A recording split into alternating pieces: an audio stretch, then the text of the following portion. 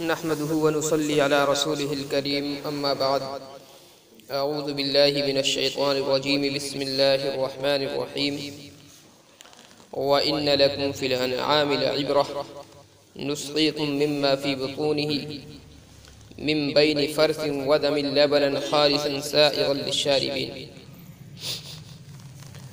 ما قبل کی جو آیات تھی اللہ رب العزت نے کچھ انعامات کا ان کے اندر تذکرہ فرمایا اور پھر لوگوں کے لیے واعظ و نصیحت کی بات کہی گئی کہ جو لوگ سننے کی طاقت رکھتے ہیں اور عمل کی نیت سے سنتے ہیں تو وہ لوگ ان چیزوں سے عبرت حاصل کر سکتے ہیں۔ عبرت کا مقام ہے ان لوگوں کے لیے کہ اللہ رب العزت نے آسمان سے کس طریقے سے پانی برسایا ہے اور پھر اس پانی کے ذریعے سے بنجر زمین کو اللہ رب العزت قابل کاشت بنا دیتا ہے۔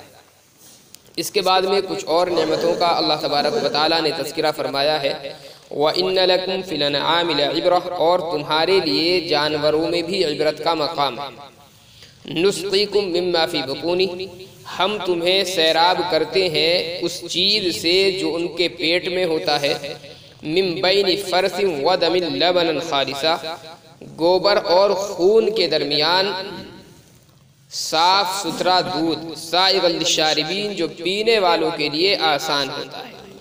یہ ایک نعمت کا تذکرہ اللہ رب العزت نے فرمایا ہے کہ چوپاؤں میں بھی عبرت ہے کہ اللہ رب العزت نے چوپاؤں کے اندر دودھ کو پیدا فرمایا ہے۔ اگر آدمی غور کرے تو دودھ ظاہر ہے کہاں سے پیدا ہو رہا ہے، یہ گوبر سے نکالا جاتا ہے۔ حضرت ابن عباس رضی اللہ تعالیٰ عنہ کی روایت ہے، فرماتے ہیں کہ ابتداءً جانور کوئی بھی چیز کھاتا ہے تو وہ آنتوں کے اندر جاتی ہے اور آنتیں جو ہے ان کو پیسنے کا کام کرتی ہے۔ پھر جب آنتیں اس کھانے کو یا اس چارے کو پیس دیتی ہیں، اس کے بعد وہ معدے کے اندر جاتا ہے اور معدے میں جب وہ کھانا پہنچتا ہے تو معدہ جو ہے اس کھانے کو اچھی طرح سے پکاتا ہے اور پکاتے پکاتے اس کو اس شکل میں کر دیتا ہے معدہ کہ جو گوبر ہوتا ہے وہ نیچے بیٹھ جاتا ہے اور جو دودھ ہوتا ہے وہ گوبر کے اوپر آ جاتا ہے اور خون جو ہوتا ہے وہ دودھ کے اوپر آ جاتا ہے۔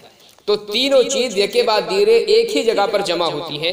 اس کے بعد میں اللہ تبارک و تعالیٰ جگر کے سپرد پھر کام فرماتا ہے اور جگر کا کام پھر یہ ہوتا ہے کہ دودھ کو وہ الگ تھنوں میں پہنچا دیتا ہے اور خون کو رگوں میں پہنچا دیتا ہے اور جو فضلہ باقی رہتا ہے گوبر کی شکل میں وہ وہیں پر رہتا ہے۔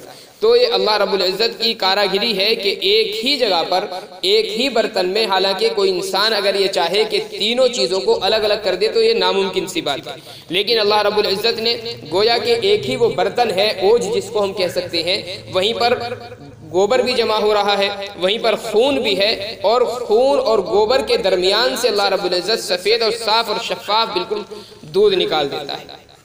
وَإِنَّ لَكُمْ فِي الْأَنْعَامِ لَعِبْرَةً، اور تمہارے لیے چوپاؤں میں عبرت کا مقام ہے۔ نُسْقِيكُم مِّمَّا فِي بُطُونِهِ، ہم تم کو سیراب کرتے ہیں اس چیز سے جو ان کو پیٹ میں ہوتا ہے۔ ظاہر ہے کہ تمام چوپائے جو ہے وہ دودھ دینے والے نہیں ہوتے، جو چوپائے دودھ دینے والے ہوتے ہیں اور جن کا دودھ حلال ہے انہی کا یہاں پر تذکرہ مقصود ہے۔ مِن بَيْنِ فَرْثٍ وَدَمٍ، جو گوبر اور خون کے درمیان ہوتا ہے، یعنی خالص دودھ۔ خالص کا مطلب یہ ہے کہ حالانکہ درمیان میں ہے لیکن گوبر کی نہ تو بو ذرہ برابر اس کے اندر ہوتی ہے اور نہ ہی خون کا رنگ ذرہ برابر وہ قبول کرتا ہے۔ سائغا للشاربین، جو پینے والوں کے لیے آسانی کا باعث ہوتا ہے۔ وَمِن ثَمَرَاتِ النَّخِيلِ وَالْأَعْنَابِ، ایسے ہی اللہ رب العزت نے کھجور کے اور انگوروں کے پھلوں میں سے اس میں بھی عبرت کا مقام اللہ نے رکھا ہے۔ تَتَّخِذُونَ مِنْهُ سَكَرًا وَرِزْقًا حَسَنًا، کہ یہ جو باغات ہوتے ہیں اور جو فروٹ ہوتے ہیں لوگ مختلف قسم کی غذائیں ان سے تیار کرتے ہیں۔ تَتَّخِذُونَ مِنْهُ سَكَرًا، تم اس میں سے نشہ آور چیز بھی بناتے ہو، وَرِزْقًا حَسَنًا، اور اچھا رزق بھی بناتے ہو۔ کچھ لوگ وہ ہیں جو انگور سے یا کھجور سے شراب بنا لیتے ہیں، ان کو رکھ دیتے ہیں پانی میں بھگو کر کے اور اس پانی کے اندر چند دنوں کے بعد میں نشہ پیدا ہو جاتا ہے تو وہ شراب کہلاتی ہے، تو وہ بھی کچھ اس میں سے بناتے ہیں۔ اور رزق حسن بھی، یعنی کچھ وہ ہوتے ہیں جو ان کو سکھا کر کے کام میں لے آتے ہیں جو بعد میں روزی کا اور رزق کا کام دیتا ہے۔ آیت کے اندر دو چیزوں کا تذکرہ فرمایا گیا اور بغیر اور نعمت کے طور پر فرمایا گیا ہے۔ سکر کا جو تذکرہ ہے وہ بھی نعمت کے طور پر ہے، اور رزقاً حسنہ کا جو تذکرہ ہے وہ بھی نعمت کے طور پر فرمایا گیا۔ تو اس سے بظاہر یہ سمجھ میں آتا ہے کہ شراب جو ہے یہ بھی گویا کہ اللہ رب العزت کی جانب سے ایک نعمت کی چیز ہے۔ اور کچھ لوگوں نے اس سے استدلال بھی کیا ہے شراب کے حلال ہونے پر کہ قرآن کریم میں نعمت کی جگہ پر چونکہ اس کو ذکر کیا گیا، اور نعمت جو ہے ظاہر ہے وہ حلال ہوتی ہے، اس سے معلوم ہوا کہ شراب بھی حلال ہے۔ مگر اس آیت سے اس طرح کا استدلال کرنا یہ پاگل پن کے سوا کچھ نہیں۔ کیوں؟ اس لیے کہ یہ جو آیت ہے یہ مکی آیت ہے، یعنی ہجرت سے پہلے نازل ہوئی ہے، اور شراب جو ہے اس وقت خود پہلے سے حلال تھی۔ مکہ المکرمہ میں جب تک صحابہ کرام رہے ہیں، آقا صلی اللہ علیہ وسلم جب تک مکہ المکرمہ رہے ہیں، شراب کی حلت وہاں پر رہی ہے، شراب حرام نہیں ہوئی تھی۔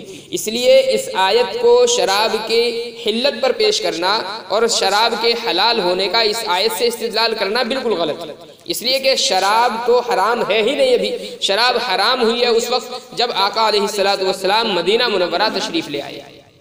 تو یہ جو آیت ہے یہ اس وقت کی آیت ہے جبکہ شراب حلال تھی، حرام نہیں تھی۔ دوسری چیز یہ کہ اللہ رب العزت نے یہاں پر جو تذکرہ فرمایا ہے، تذکرہ فرمانے کا یہ مطلب ہرگز نہیں کہ اس کا پینا بھی اچھا ہو، اس لیے کہ یہاں پر ہم آیت کے اندر غور کریں تو اللہ نے سکر کا لفظ مطلق فرمایا ہے، آگے پیچھے کوئی لفظ اس کے ذکر نہیں فرمایا، اور اس کے بعد میں ذکر فرمایا رزقاً حسنہ، اچھا رزق۔ اگر شراب اچھی ہوتی تو یہاں پر بھی حسن آنا چاہیے تھا، لیکن اللہ نے شراب کے لیے ذکر نہیں فرمایا۔ یہ استعمال کیوں کیا گیا؟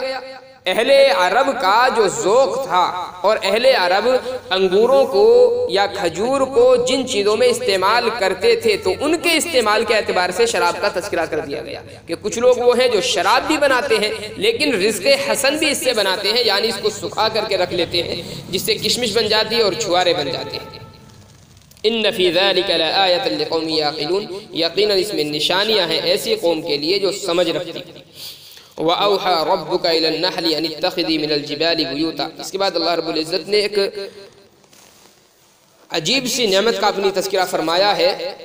شہد کی جو مکھی ہوتی ہے اللہ رب العزت نے اس کا تذکرہ فرمایا۔ نحل اس سورت کا نام بھی ہے، اور ابتدا میں بتایا تھا کہ شہد کی مکھی کا چونکہ تذکرہ کیا گیا اس کے اندر، نحل شہد کی مکھی کو کہتے ہیں، اسی عنوان سے اس آیت کا نام رکھ دیا گیا ہے، اسی کا تذکرہ یہاں پر ہے۔ وَأَوْحَى رَبُّكَ إِلَى النَّحْلِ، اور تمہارے رب نے شہد کی مکھی کے دل میں یہ بات ڈالی، أَنِ اتَّخِذِي مِنَ الْجِبَالِ بُيُوتًا، کہ تم پہاڑوں میں اپنے گھر بناؤ، وَمِنَ الشَّجَرِ، اور درختوں میں گھر بناؤ، وَمِمَّا يَعْرِشُونَ، اور لوگوں کی بنائی ہوئی عمارتوں میں گھر۔ ثُمَّ كُلِي مِن كُلِّ الثَّمَرَاتِ، پھر کھاؤ تم ہر پھل میں سے، فَاسْلُكِي سُبُلَ رَبِّكِ ذُلُلًا، اور چلو تم اپنے رب کے راستوں پر آسانی کے ساتھ۔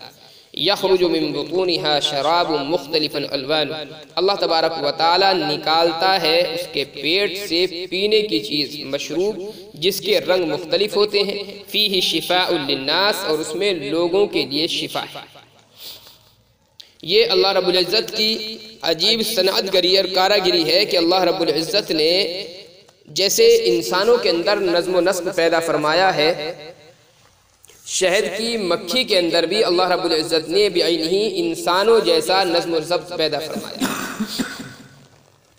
صاحب حیات الحیوان نے شہد کی مکھی کے بہت سے فوائد ذکر کیے ہیں اور بہت ساری باتیں اس کے متعلق ذکر کی ہیں۔ کچھ باتیں تو قرآن کریم خود ذکر کر رہا ہے، اور قرآن کریم نے جو باتیں ذکر کی ہیں وہ خود ایک انوکھی چیز ہے اور عام جانوروں سے ہٹ کر کے ایک چیز ہے۔ عام جانوروں کے جو گھر ہوتے ہیں وہ بھی شہد کی مکھی کی طرح نہیں ہوتے، عام جانوروں کا جو نظام ہوتا ہے وہ بھی شہد کی مکھی کی طرح نہیں ہوتا۔ تمام زندگی کے نشیب و فراز جو ہیں شہد کی مکھی کے، وہ بعینہ ہی انسانوں کی طرح ہے۔ صاحب حیات الحیوان نے لکھا ہے کہ جس طریقے سے انسانوں میں باقاعدہ حکومتیں ہوتی ہیں، بادشاہتیں ہوتی ہیں، شہد کی مکھیوں کے اندر بھی اللہ نے یہ نظام قائم فرمایا کہ ان کا ایک بادشاہ ہوتا ہے، اور وہ جو بادشاہ ہوتی ہے شہد کی مکھی وہ بڑی پاورفل ہوتی ہے۔ اس کے متعلق انہوں نے لکھا ہے کہ 3 ہفتوں میں ایک خاصیت تو اس کی یہ ہوتی ہے کہ وہ 3 ہفتوں کے اندر 3000 سے 6000 تک بچے پیدا کرتی ہے۔ اتنے بچے اس کے ہوتے ہیں، اور پھر اس کا ایک نظام ہوتا ہے کہ جیسے انسانوں میں حکومت جو ہوتی ہے وہ مختلف لوگوں کو مختلف کاموں پر لگاتی ہے، شہد کی مکھی کی بھی یہ خاصیت ہے کہ شہد کی مکھیاں جو ہیں وہ باضابطہ الگ الگ کاموں پر تقسیم کی جاتی ہے، اور جو بادشاہ ان کا ہوتا ہے وہ ہر ایک کے الگ سپرد کام کرتا ہے۔ یہ نہیں کہ کوئی بھی جس طریقے سے عام جانور زندگی گزارتے ہیں، شہد کی مکھیوں کی زندگی بالکل اس طرح نہیں ہوتی۔ چنانچہ لکھا ہے کہ کچھ مکھیاں وہ ہوتی ہیں جو صرف دربانی کا کام کرتی ہیں، کچھ مکھیاں وہ ہوتی ہیں جن کا کام ہوتا ہے چھتا بنانے کے لیے، گھر بنانے کے لیے موم کو تلاش کر کے لانا، کچھ وہ ہوتی ہیں جن کا کام ہوتا ہے شہد کو لے کر کے آنا، کچھ مکھیاں وہ ہوتی ہیں جن کا کام ہوتا ہے گھر بنانا۔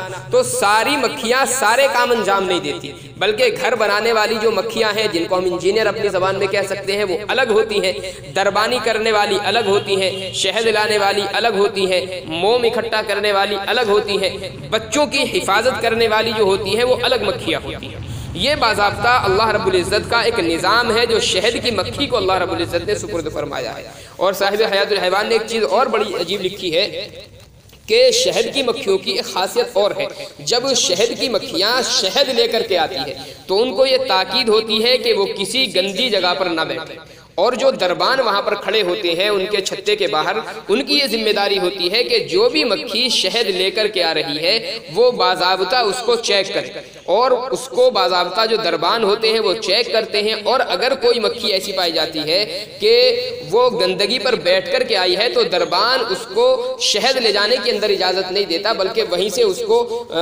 اس کے بادشاہ کے پاس پیش کیا جاتا ہے، اور بادشاہ اس کو وہیں پر قتل کر دیتا ہے۔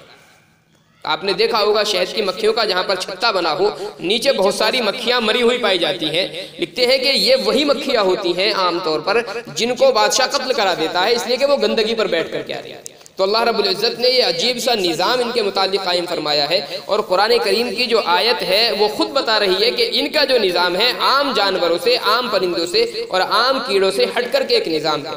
وَأَوْحَى رَبُّكَ إِلَى النَّحْلِ، تمہارے رب نے شہد کی مکھی کے دل میں یہ بات ڈالی۔ ظاہر ہے جتنے بھی کیڑے مکوڑے ہیں، جانور ہیں، اللہ رب العزت ہی سب کے دل میں باتیں ڈالتا ہے، ایسا تو نہیں کہ اللہ رب العزت سے ہٹ کر کے ہو، لیکن یہ ایک خاصیت ہے جو اللہ رب العزت نے ان کی ذکر فرمائی ہے۔ ان اتخذی من الجبال بیوتا، اللہ نے گھر بنانے کا حکم فرمایا، تو گھر بنانے کے لیے اللہ نے باضابطہ جگہ بھی متعین فرما دی، کہیں زمین پر گھر نہیں بنانا ہے۔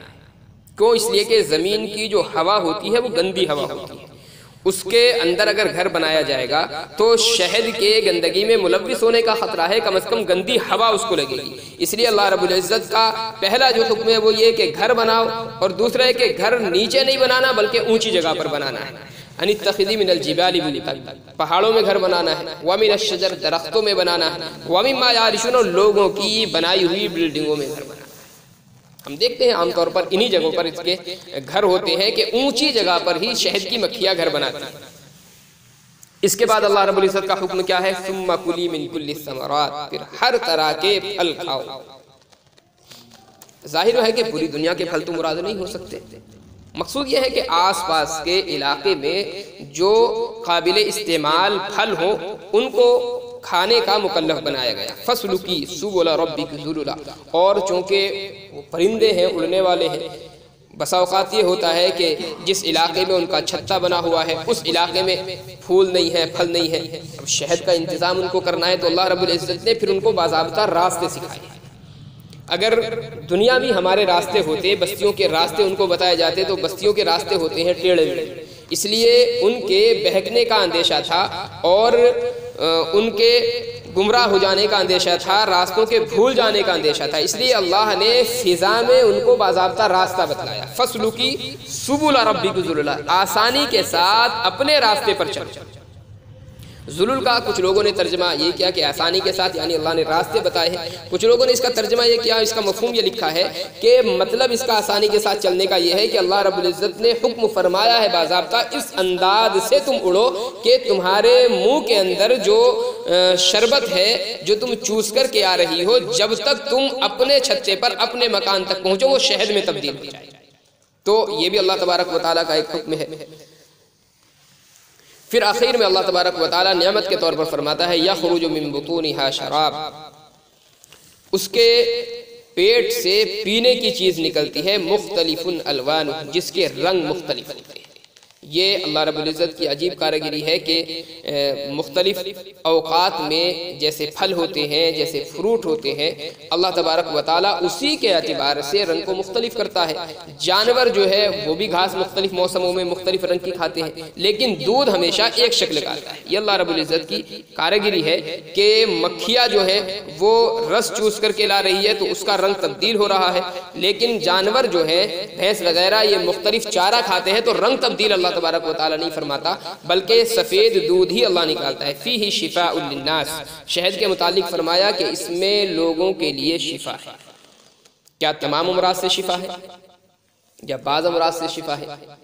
اکثر مفسرین یہ کہتے ہیں تمام امراض سے شفا ہے۔ ہاں البتہ استعمال کا فرق ہو سکتا ہے، علاقے کا فرق ہو سکتا ہے، آدمی کے مزاج کا فرق ہو سکتا ہے، شہد کے موسم کا فرق ہو سکتا ہے، اور شہد کن پھلوں سے تیار ہوا ہے، کن پھولوں سے تیار ہوا ہے، اس کا فرق ہو سکتا ہے۔ دوسرا یہ کہ استعمال کتنی مقدار میں کیا گیا ہے، اس کا فرق ہو سکتا ہے، لیکن شفا بہرحال ہر بیماری سے۔ اب اس کا مطلب یہ نہیں کہ آدمی کسی بھی بیماری میں شہد پی اور اس کو شفا نہ ہو تو کہ شہد میں شفا نہیں، طریقہ استعمال یہ بہت ضروری ہے۔ آقا صلی اللہ علیہ وسلم کی خدمت میں ایک صحابی تشریف لائیں، ایک دوسرے صاحب کو لے کر کے فرمایا اللہ کے رسول ان کو اسہال ہوا، پیٹ میں ان کے بیماری ہے۔ اللہ کے رسول نے فرمایا ان کو شہد پلاؤ۔ ان کو شہد پلایا، پہلے دن کچھ نہیں ہوا۔ اللہ کے رسول کے پاس دوبارہ تشریف لائے، اللہ کے رسول شہد پلایا تھا، شفا نہیں ہوئی۔ اللہ کے رسول نے پھر فرمایا پھر شہد پلاؤ، دوسرے دن پھر پلایا، تیسرے دن پھر پلایا، تیسرے دن جب شہد پلایا تو پھر لے کر کے آئے اللہ کے رسول کی خدمت میں، فرمایا اللہ کے رسول آرام نہیں۔ اللہ کے رسول نے فرمایا اللہ کا کلام سچا ہے، ان کا پیٹ جھوٹا ہے۔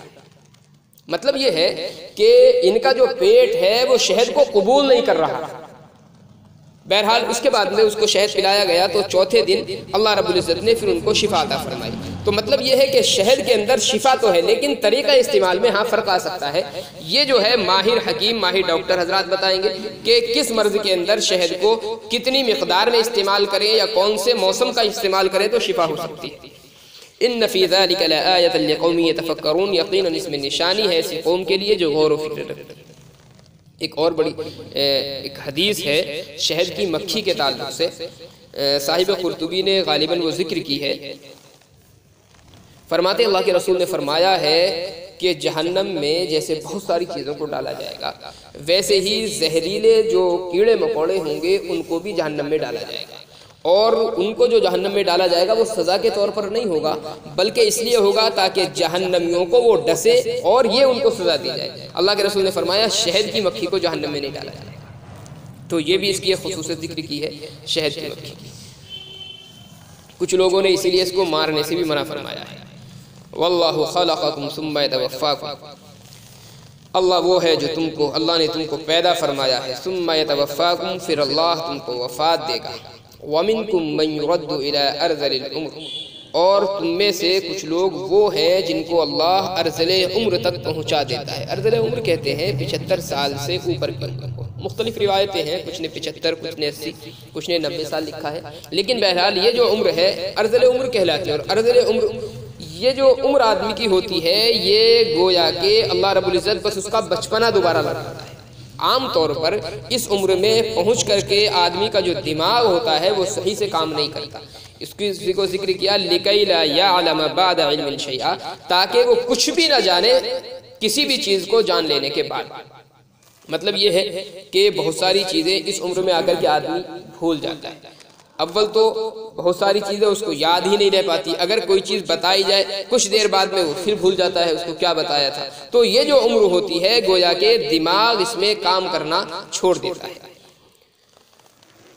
کچھ لوگوں نے لکھا ہے جیسے حضرت علقمہ رضی اللہ تعالیٰ عنہ غالباً انہوں نے ذکر کیا ہے کہ جو لوگ قرآن کریم کی تلاوت کرتے ہیں اللہ رب العزت اس عمر میں پہنچ کر کے بھی اس وبا سے ان کی حفاظت فرماتا ہے، یعنی دماغ کا کام نہ کرنا، ذہن کا کام نہ کرنا اور بھولنے کی جو بیماری کا پیدا ہو جانا ہے، جو لوگ قرآن کریم کی بکثرت تلاوت کرتے ہوں اللہ رب العزت اس بیماری سے ان کی حفاظت فرماتا ہے۔ حضرت اکرمہ رضی اللہ تعالیٰ عنہ کا قول ہے، حضرت علقمہ کا نہیں۔ آقا علیہ الصلوۃ والسلام نے اسی لیے اس عمر سے باضابطہ پناہ بھی مانگی ہے۔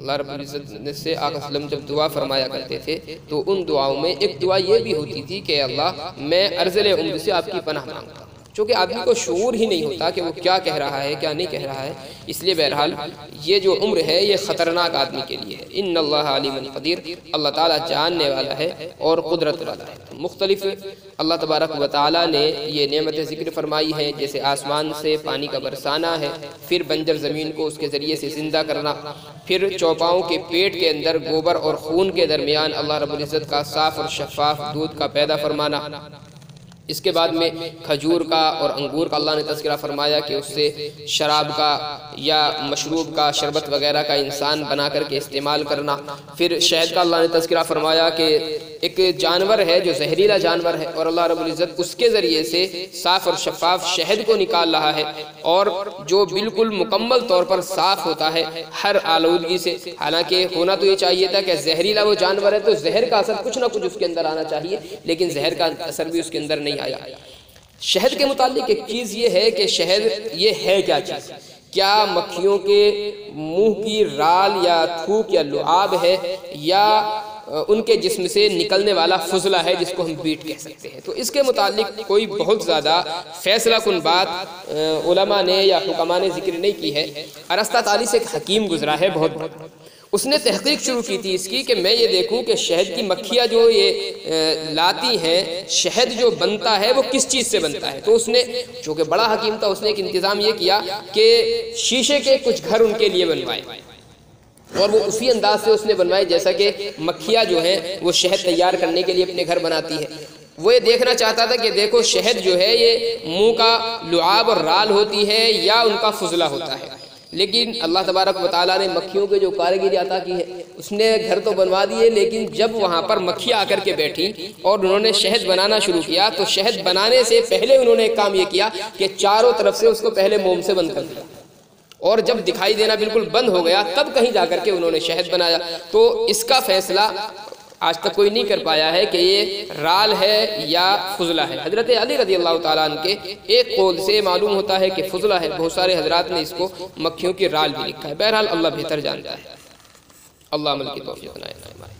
سبحان اللہ و بحمدہ، سبحانک اللہم و بحمدک، ونشہد ان لا الہ الا انت، نستغفرک و نتوب الیک۔ سبحان ربک رب العزة عما یصفون، وسلام علی المرسلین۔